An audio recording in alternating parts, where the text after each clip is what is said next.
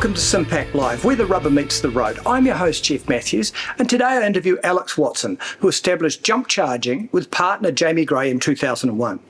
Jump Charging is a New Zealand-owned and operated business specialising in the supply of commercial electric vehicle charging. Welcome, Alex. Thanks, Jeff. Appreciate you having us.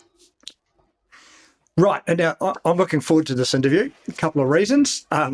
You're in a fast-moving and a fast-growing sector, electric vehicle charging, and you're also really a startup, which adds fun to it as well. Because I've got a few startup questions for you as well.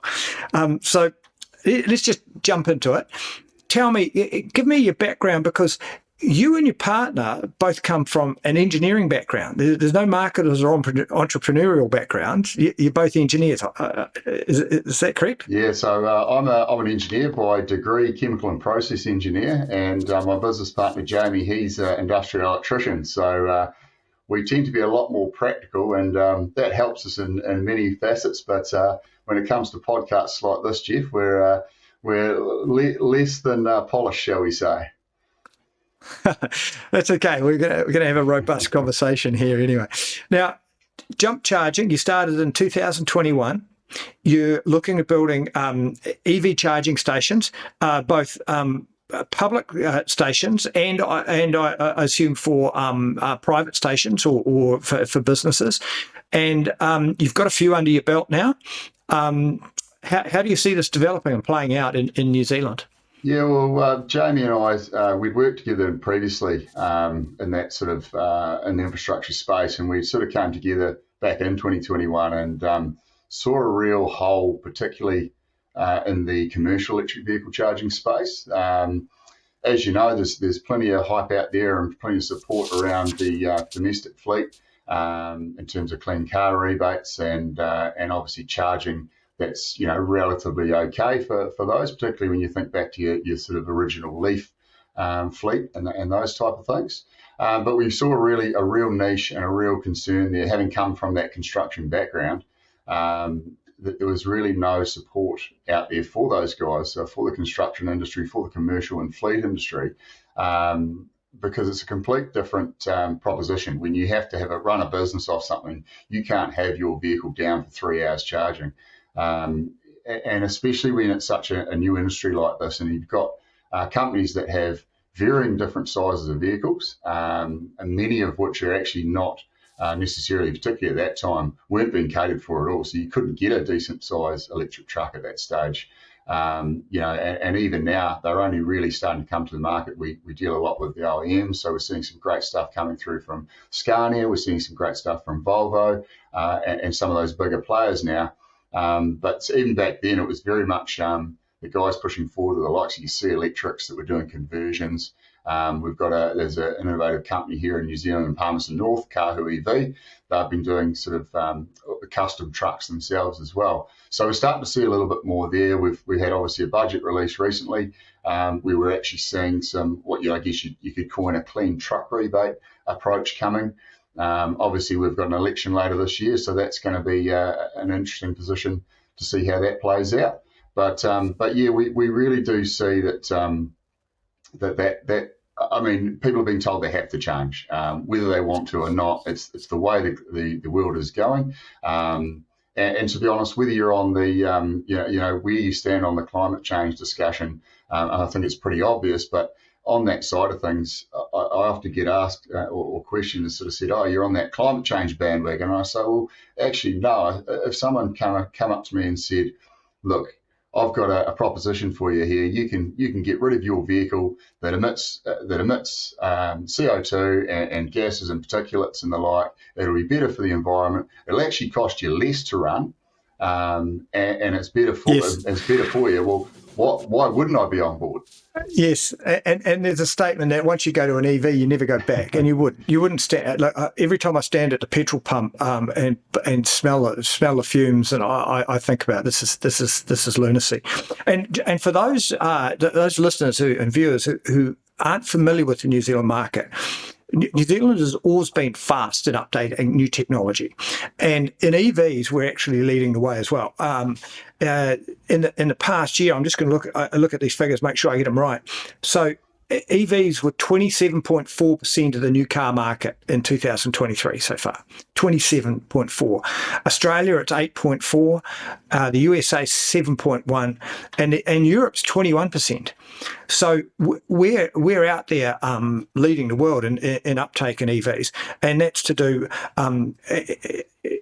We like new technology. B, our petrol prices are horrific. And people get it. People get it in New Zealand, and our projected growth rates. And this is the exciting bit for someone like jump charging. The projected growth rates. New Zealand by 2030, 63% of new vehicles will be EVs. Australia is projected to be 50%, 45% in the US. And 67% in Europe. So we're going. New Zealand's going to be one of the ones up there, right up the top with Europe, with adoption rates. And and as you know, just a few years ago, you didn't see them around, and now that they're everywhere. Yeah, so, yeah. But here's one thing I wanted to ask you this question. So, when we were researching the background, we found that the amount of public charging in these other countries is going up hugely. Australia, they had a 57%. Now, they were starting from a low base. All the Australians were saying, well, we can't charge. The US had a 4%. Europe had a 55%. But statistically, New Zealand never added any public infrastructure charging last year.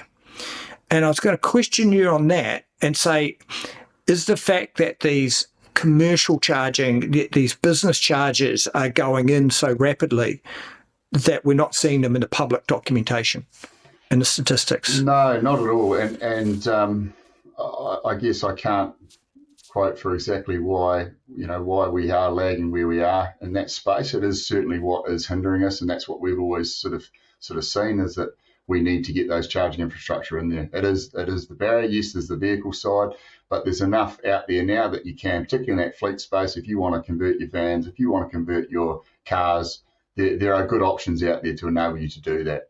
You think of your little service delivery vehicles and the like that just might pop down the country, just dropping into supermarkets along the way, service foods, bid foods, foodstuffs, those type of guys, those little curtain siders and the like, perfect opportunity to convert.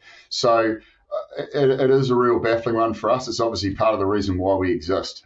We saw that hole, and we see it as first. It's a natural progression. If people can charge around their base, around their home, in those urban environments, those semi-rural environments, they're an easy win. It's an easy win to get those little areas there. The difficulty comes where you've got guys that need to travel between depots. So if you're talking here in the South Island, if you need to head from Christchurch down to Queenstown or Christchurch down to Dunedin, there's really no good way to do that. And that's really what we see as hindering the transition there, particularly in that commercial space, but also to an extent in the domestic space. So I think having that's coming back to why we sort of came up with this business even, was twofold. One was to directly support those customers. As you mentioned, there are companies putting in these charges at their premises, and this generally starts with guys who have a use case. They already are looking into trucks. They're already ready to go. We've got a client up in around the country, but first one that we did for them was up in Auckland, and they're a container company called Container Co, funnily enough, and they basically move empty containers back and forth from the port. And the amount of truck movements through their sites is phenomenal. And it's a perfect use case because they're always back to base. They don't go a great distance. They carry sort of 3 empty containers, and they have this 160 kilowatt charger we put in for them. And it will basically give them a good boost when their driver comes back for lunch, and that gets them through the whole day. Then they charge overnight. They're ready to go in the morning, and away they go. Now 160 kilowatt charger, does this require special infrastructure and between the utilities, the power grid and the charger? Do you battery back it up, or do you take it straight from the lines? How does that work? Great question, and every site is different. Again, another reason why we exist, because part of our mandate is we'll go in and do a full assessment of a site before we even think about what we're going to put on there. Often people will have some idea, more often than not, companies and people will have no idea at all where to start, and that's where we come in. So in the case of the one we just mentioned, they actually had power on site. So what they have a decent power supply because they plug in refrigerated containers, so reefers, and they have those plugged in and cooling, obviously. So they need a decent amount of power to start with. So they did have power available. They didn't need to do an upgrade. So that was a great win for them. Obviously, when you're purchasing new trucks, you're purchasing new chargers, all at relative cost, given the infancy. If you have to throw a power upgrade on top of that, can be quite a hard pill to swallow. So from that perspective, it's very much different on every site. So that's what we'll do on that direct side. We'll literally go into a business. We'll sit down with them. We'll have a discussion around what their plans are. We'll actually help them develop their plan. If they're not sure, we can point them in the direction. We don't sell trucks, we don't sell vehicles, but we have to know about them. We have to know what's out there, and we liaise with these guys daily to understand the offering. We have to understand the charge curves of vehicles, because that plays a huge part in what actual solution you put in on these sites. It's all very well saying I've got this truck that has a battery of 200 kilowatt hours and it can charge up to 150 kilowatts, and that's all well and good. But the real case with a lot of these vehicles now is they can do that for about 5 minutes, and then suddenly the battery's telling them, hey, look, I'm hot, I can't take any more charge, we're slow right down. And then if you've just gone on banking on that with and gone all out with a size charger, well, you're sitting there with this wasted amount of power, basically. So you really got to look at all those factors. So then we'll look at their power, we'll look at what their site currently has. We'll then engage with the lines company or the EDBs, and that's a huge part. So we work closely with EDBs right around the country. Here in New Zealand, I think we've got 29, and all of them do things slightly differently. So getting in touch with those guys early is extremely important, and working with them rather than seeing them as a barrier to this whole thing. And that's the same for us with our public sites.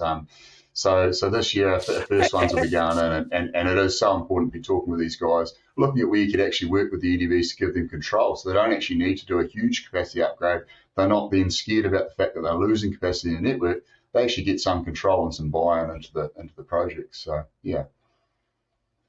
And how have you found the utilities to work with in terms of that infrastructure? Because the lines companies, for those who don't know, in New Zealand are owned by essentially a government enterprise.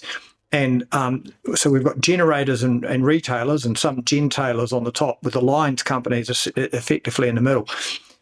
How have you found that? Do you think that's hindering anything? How have you found that to negotiate? Yeah, it is a tricky one, and mainly because each of them do approach things slightly differently. I think the way that we approach it in terms of engaging early and working with, as opposed to stating requirements and working against, is where we really gain some traction. Yes, it is tricky, and I think even for those EDBs, trying to understand how this industry is going to impact them is part of it. And I think it's education. Even these guys that are in the industry and us, we're always learning. Every week there's something new and some discussion. When I talk about giving the network companies control, so say, for example, they might put a 1 megawatt transformer on a site for us, and that gives us some really good future proofing and some real good ability to cater for those future trucks coming. We can look at those. We were looking now at 150s really and above is what we're looking at in terms of charges. But coming to the market in the next 12, 18 months, we're looking at 400 kilowatts. The one we put in for Container Co guys that we mentioned at 160, it can actually go up to 300 kilowatts if you've got the power for it. You can slot in power modules, and it gives you some really good future proofing. But then when you come back to talking to a lines company, and we're not the only people doing things in town. If you've got, we're talking with one who's got a huge massive wool scour operation that's doing heat pumps. So they're going away from the old coal boilers, doing heat pumps. And I think it was something of 8 or 10 megawatts that these guys were using. So, a year ago, this area was looking quite comfortable. Suddenly you take 8 or 10 megawatts. We're looking for 1 to 2 megawatts, and suddenly they're getting a little bit nervous. So it's really about working on that side. And you touched upon batteries, and battery storage is still very expensive, and I think it's one of those ones for peak shaving and the like, where you can use them, whether you can make really good use, or we don't actually have a really good supply, like some of the areas in New Zealand. Heading over through Springs Junction up to Nelson's a great example. There's no supply up there currently, but it is working with those EDBs and saying, hey, well, how about we work together and we put a battery on the site that we can both use? So it might not be just one that's jump charging owned. It's actually a co-owned piece of infrastructure that supports the grid, not just what jump charging is doing. Using this open ADR software that actually does give the EDBs a level of control. So if we've got 8 chargers on a site, chances are we don't necessarily need all of those running at 100%. You mentioned batteries are expensive, and I know some of the, especially in the US, they're looking at vanadium redox flow batteries, big heavy tanks.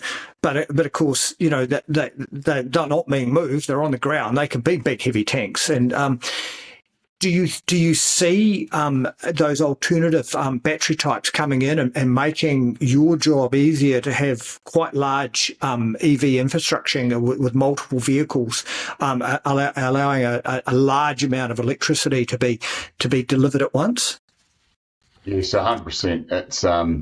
It's something we're pretty keen to see and pretty excited as that moves forward. And I think we spoke previously about, you look at the old flat screen TVs and what TVs used to be, and the old bricks that we used to call mobile phones, and what we now end up with in our pockets that can do more than sort of what we would ever dream possible. But that's where we 100% see a great place for battery tech here, particularly as that EV uptake does increase, and I mean it's heading exponential. That's the way it's trending, and obviously we're going to need, while a lot of people are going to do their powering at home, and we're going to need some smart solutions there. Well, smart solutions already exist in that space in terms of smart charging, but yeah, definitely on these larger sites where we're talking 1 megawatt, 2 megawatt, 3 megawatt, when we start looking at these, particularly the commercial vehicles, which is obviously where we design and build our stations on the basis of those commercial needs, they have to be fast. You have to be accessible to get these big vehicles into there.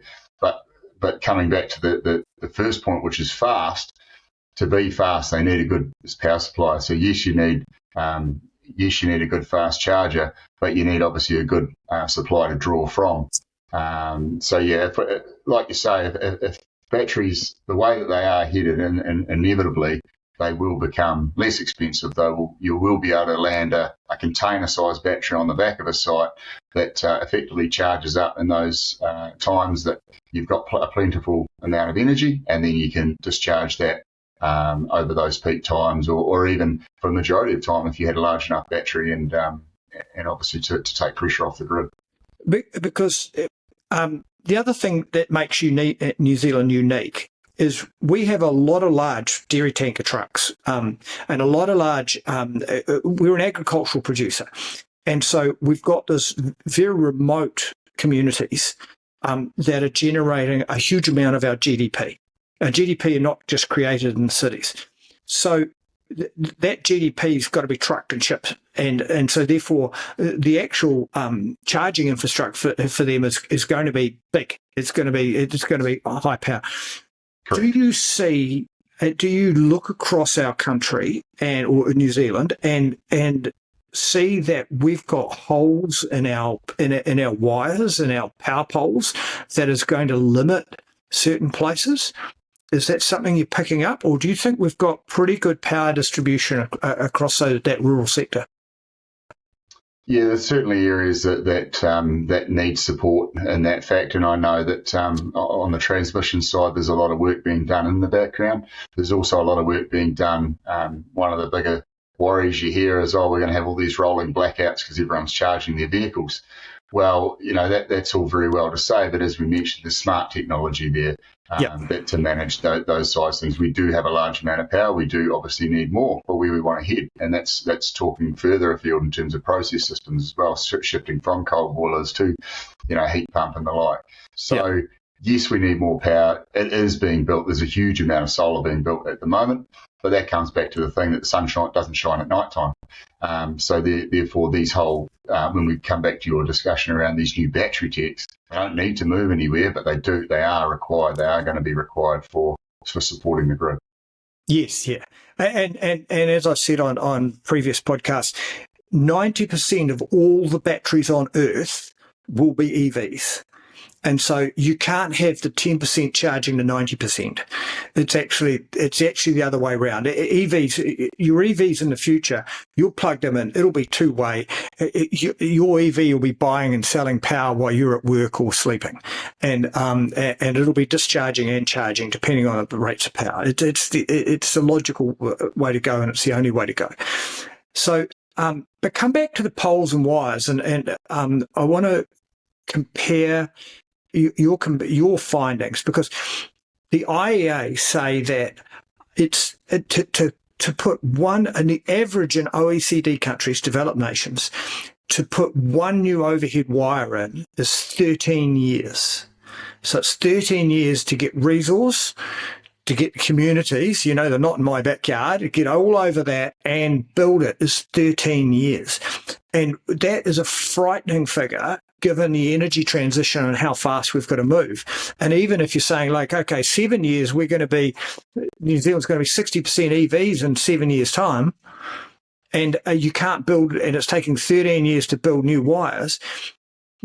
Do you find that sort of is New Zealand ahead of the OECD average? Are we able to move a bit quicker? Do you think that's going to hinder us? Just the bureaucracy of getting stuff consented? Look, I think everyone's quite aware of that. There's obviously some steps being taken at the moment, and a lot of questions being asked around the RMA, the Resource Management Act, and the like as well. But I probably can't comment too much on exactly our speed of delivery compared to the OECD countries, for example. But we're certainly not seeing it at this stage. In our initial discussions with the EDBs and lines companies, it's not so much the fact that in most areas where we're focused, I guess, which is along these main routes and main centres, main freight routes and the like. But we're certainly not necessarily seeing it from that perspective. It might be, in the way that we look at it, is working early with those guys and saying, hey, where is the power in your area? So rather than going, hey, we've got a petrol station here, it's a great spot, I want to put chargers here. It just doesn't work like that. It's a complete game changer in terms of that aspect, because you might have a 100 amp connection to a standard commercial property. It's not even going to run a 75 kilowatt charger, let alone all your lights and pumps and everything else going on in there. And before you even start taking into consideration separation distances from fuel and gas and vents and the like. So the first port of call really is, hey, this is a great location, but it's a toss-up. It's like when you go to buy a house. You might want to, get this house. And you think, geez, I know we did. I want to buy a house, and I want one that's not going to be too expensive, so I can't have it fully done up. So I want to be able to do some renovation, but it's got to be on a good street. But if I go, over here, that's going to cost me too much. So it's a toss-up, and we go the toss-up really around location, power availability, and access. So you might find you've got a great spot, but the power's on the complete opposite side of town. That's where the main lines are. That's where your main supply is. So it's talking early and actually saying, hey guys, where's the power? Or where don't you have power is probably a better question, so that we can steer away from those areas. And then you sort of look at the recipe and go, okay, where's the location, and that has the power, that has good access, that's kind of got a melting pot of all of them. So that's how we go about it. And like I say, at this stage of the game, we're not seeing that issue in terms of the wires taking 13 years, for lack of a better phrase. But look, there is going to be that challenge there, and like I say, and overall, like if somebody said, I want to put this in, we want to put it in here, let's go. How long is it until you could deliver? And I mean, in all the consenting. I mean, you mentioned RMA, and for those not familiar with New Zealand law, that's Resource Management Act. most countries have them now in some sort, and ours is just about to be overhauled, is what Alex is referring to, if you're wondering. Because ours was written so long ago, and it's had so many amendments. I think the original act was like this bit, and the amendments are like 400, 500 pages, or even 4,000 pages. It's getting ridiculous. So they're going to rewrite it. Are you seeing that's a problem? Is that a hurdle? Regional council, local council, governmental hurdles to is it delaying the rollout of infrastructure? At a council level and in terms of installing stations, no, we're not really seeing that. We're getting great support from councils. Councils have been fantastic. Again, one of the people we need to engage with really, really early in the piece, whether it's on a piece of private land or whether it's on a public bit of land. So that consultation early, the EDBs and the councils are two key players there. I think where I was talking more around the RMA is going to be those larger projects where you see things like wind farms, which are in your face. They are there, things like solar farms. So when you look at New Zealand now, we had Think Big back in the day, and we did some amazing things. Well, I mean, we wouldn't be where we are now without the dams down here in the South Island. But imagine trying to do that today. I was involved in water and irrigation and wastewater, and there was a dam proposed up in the east coast of the North Island, and that was going to be used for irrigation, for water security and the like. And there was a discussion around moving a portion of native bush and sort of, I guess, doing a bit of a land swap, and it never happened. And for right or wrong, that project just did not happen because dams. Obviously, you go to dams somewhere. We know what it did down south. Obviously, you've got whole areas and villages and everything that just become underwater. Yep. And so that's, I guess, where I'm getting at with the RMA is probably in that longer term, increasing the power generation in the country more so than our stations, because our stations are actually, in reality, are less intrusive than a petrol station. We're not contaminating land. We're not, we don't have to dig 5 metres down to put in tanks and the like. It's relatively uninvasive, if you like. So from our perspective, we need to put in some power. We generally will need, obviously, a paved area. Depending on the size, obviously stations will end up with forecourt canopies, and you'll end up with full service station offerings. So you'll end up with cafes. You can go and get a pie and as I like to say, a pie and a sparkling duet while you're waiting for your charge. I'm not a coffee drinker, so I can't say go and get coffee, but most people will be doing that as well. And you get out, you might have a playground, but that's the other thing, trying to build things near the centre. It actually enhances areas as well. So, is there a playground nearby? Are you near the shopping hub that these people can go and shop? You can do some good in the area as well, and move on that basis. So, from the RMA, I think that's more of the bigger picture side, particularly on the generation aspects. And then coming back to how quickly it can roll out, I think that was going to be your next question.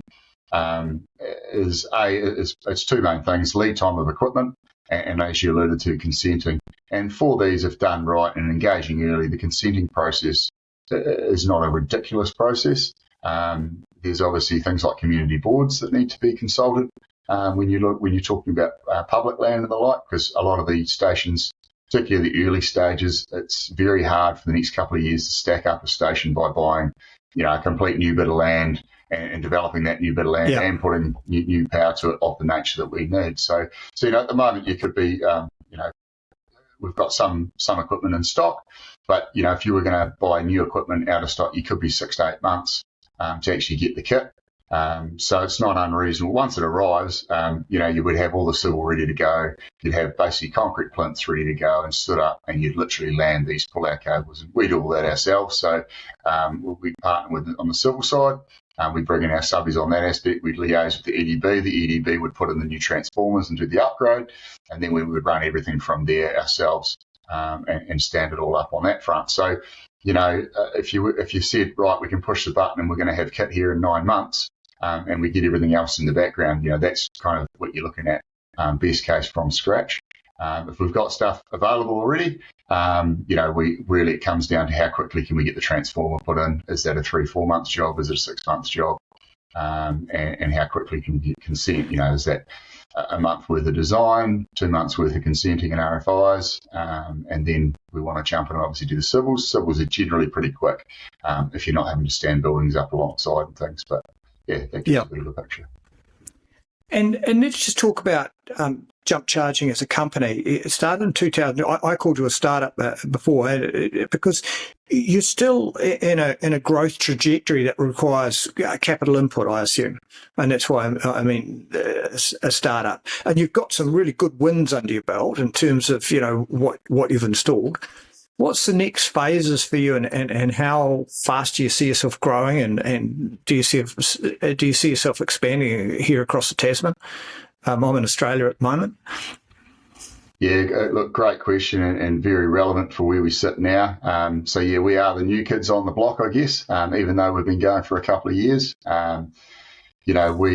We started off with this approach, the long-term view of a national network based around the needs of commercial. And basically, when we started off, the first port of call was, right, we're going to directly support customers, install kit on their sites, with that longer-term view of supporting those same customers to be able to travel around the country through our national network. So the one feeds the other, if that makes sense, and certainly in the early stage, yes. Our capital, our sales business, if you like, has supported our network business. And our first station, which is a small station, is going in the next couple of weeks. We've got some pretty exciting technology that's pretty market leading that we're going to be trialling on that piece of kit. And we're very excited about that. It's taking a bit of work with a few different external stakeholders, but we're doing that. And on a smaller station, we want to involve the community around where that's going in. And we want to be able to get them involved and get their buy-in, because that's the important thing. It needs to be usable, and it's all very well us saying this is what we think is fantastic, but it's really getting the buy-in. And we do that with our commercial customers as well. We send them what our high-level network plan might look like. We ask them, is this where you're going to travel? Where are you actually wanting to stop? Are these the best locations? And often you'll find, no, we could just, actually, if we shot across 3 blocks or we went round a ring road, that's actually the better place for everybody. And often you'll find that's where the best power might be. So, yeah, on that front, we've got this first station going in, and then we've got 3 stations planned pre-Christmas, for operational pre-Christmas, on a pretty key route down here in the South Island, that will really, it's going to be an enabler for that key route. I can't say too much because it hasn't been formally announced, but yeah, hopefully in the next couple of weeks we'll be letting everyone know about that, and that'll allow people to plan their journeys over the summer holidays and as well for their businesses into the new year. So that's kind of where we sit at the moment, and in terms of standing that up, as you alluded to, they are pretty capital intensive. So we obviously are supporting ourselves with what we do as a wider business. But we are in the midst of a significant capital raise in a couple of stages. So yeah, that's currently how we're progressing. I've been there and done that with startups and capital raising, so I know all the agony about that. But well, good luck with that, because the question I'd have is that. Renewable energy, decarbonisation, electric vehicles, there's very few places where you can invest and get in. And so, I would have thought jump charging or charging infrastructure was an easy way for people to put money somewhere. That's just how I would see it, but I know that you're probably sitting there on the other side saying, "Jeff, it was that easy." It's the same with everything, isn't it? It's we've alluded earlier in the piece that Jamie and I are, we're an industrial electrician and an engineer. We go all right. We bat above where we might be otherwise, but in terms of it takes a lot of work to put together all the documentation and everything that everyone needs to see, and it's got to stack up. We know that it's one of those industries that's growing. Yes, there's a couple of years ahead, and some of these locations, they stack up right now, but some of these we've got to carry. We will have to carry a loss for a period. And that's just the nature of it. But it's that bigger picture, and there's certainly some interest and some excitement. So hoping to nail some of that soon. Now, lastly, I know that you've got an agnostic approach to zero emission charging, that you are quite happy to also go down the hydrogen charging route. And in New Zealand, like everywhere, there is a lot of hype about hydrogen. And hydrogen is going to be incredibly important to the decarbonisation. I look at it across the main industries that need to actually burn it as high temp heat, and they're the biggest polluters on the planet: cement, steel making, glass, aluminium recycling. You go on. It's an incredibly important component in our future. But there seems to be a growing a growing chant, if you like, from people in the know saying, actually, or people that have been in hydrogen a long time and don't have a vested interest in just getting some government grants, saying it's actually not the best use of hydrogen in passenger vehicles, light commercials, and even now heavy commercials. We've seen the big mining giants go, with their big 300-ton trucks, go electric, go batteries, and they've abandoned using hydrogen. But are you sitting in this agnostic position? Because the flip side of that coin is New Zealand's very remote communities that are generating the GDP, I think could benefit from hydrogen, because they don't have the other infrastructure there. And they can generate it themselves and burn it at low pressure too, just even so. Where are you seeing that market evolve now? Yeah, it's a nice way of putting it. I guess we're not zealots either way. As you sort of alluded to, we are agnostic on that. We think that electric or battery electric vehicles and hydrogen, whether it's fuel cell or otherwise vehicles, they're complementary technologies, is how we currently see it. You mentioned those harder to automate process sectors, and 100% that goes without saying. Where we actually end up is who knows, and who knows what future tech there is. But if you look at it from our perspective, we see those the light vehicles, the light commercials, your small curtain-siders, your little trucks, your vans, your coaches, your camper vans, all of those types of things. To an extent, there's a battery electric solution for all of those now. It might not be easy to get your hands on them straight away, but there are solutions there now, and solutions coming, and even to the point of heading up to your 20-ton trucks and things like that. Very much application based is how we see it, though. There is going to be a split there. We do see, aviation's a great example of where we think hydrogen has a good place. Looking at those heavy long haul, potentially that's a hydrogen equation at this stage of the game. And it really is going to be application. I think we've spoken before around the first thing you get told is about the efficiency. If people don't like hydrogen or are against hydrogen, it's the efficiency of making hydrogen. So you have to obviously put electricity generally into an electrolyzer. The electrolyzer splits your water into hydrogen and oxygen, and that's an energy-intensive process. You also need water. We're fortunate to have quite a lot of water here in New Zealand, and obviously it's not effectively a non-polluting system. But yeah, so you're sitting in the 20%, in terms of what the efficiency to turn that electricity into hydrogen. And then obviously with a fuel cell, you're effectively turning it back into electricity through the fuel cell electrochemical reaction. So people look at that and they'll bring efficiency up as the first thing. But I would say to those people, the efficiency of electric, if you cannot use it and you need a zero emission solution, is zero. So if you're in a remote situation where you can't charge, you don't have batteries, you don't have grid, that's where we see the likes of hydrogen being a solution, or a hybrid electric hydrogen. That could be the ultimate. Yes. So that kind of is where we sit. Yeah, and New Zealand's pretty unique that we have seasonal shortages. From with hydro, we have seasonal shortages where we'll be short for a winter or a period. That might fill in with solar and wind, but you can't transfer battery charging from season to season.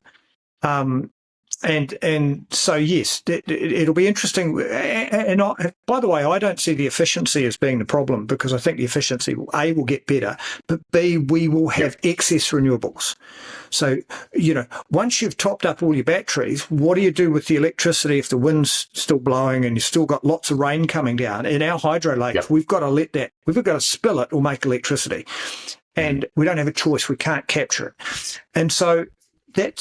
So making it is not the issue for me. It's actually the other side. It's storage and delivery, and that's the tricky bit. And that's why I was, and even in aviation, it's like, look, there's no problem getting something to run on fuel cells.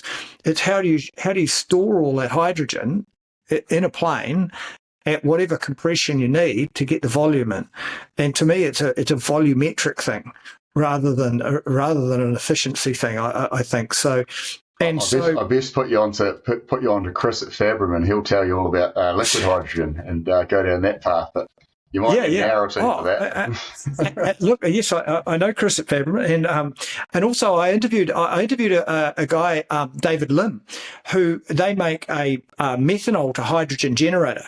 So what they do is they convert the hydrogen into methanol, because methanol can be stored as a liquid and at room temperature, and we deal with it all the time. So it's a known product.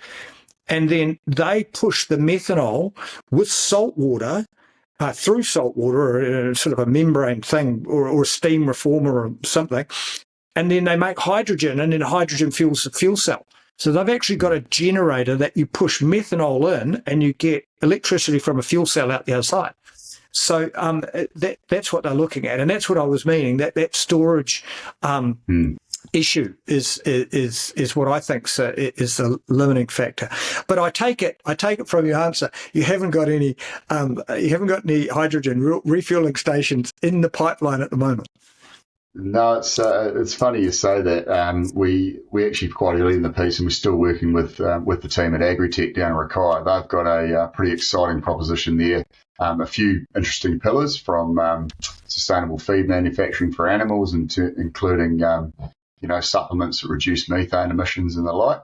But also we'll be putting in electric vehicle charging for those guys. So it's a couple of 150 kilowatt units to start with the ability to roll on from there.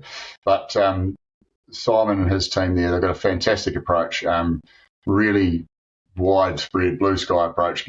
What can we do? What can we achieve? And it's really a rurally focused subdivision. They've got rail coming in, as an allowance there, so they can bring raw materials in. They could ship materials out for export.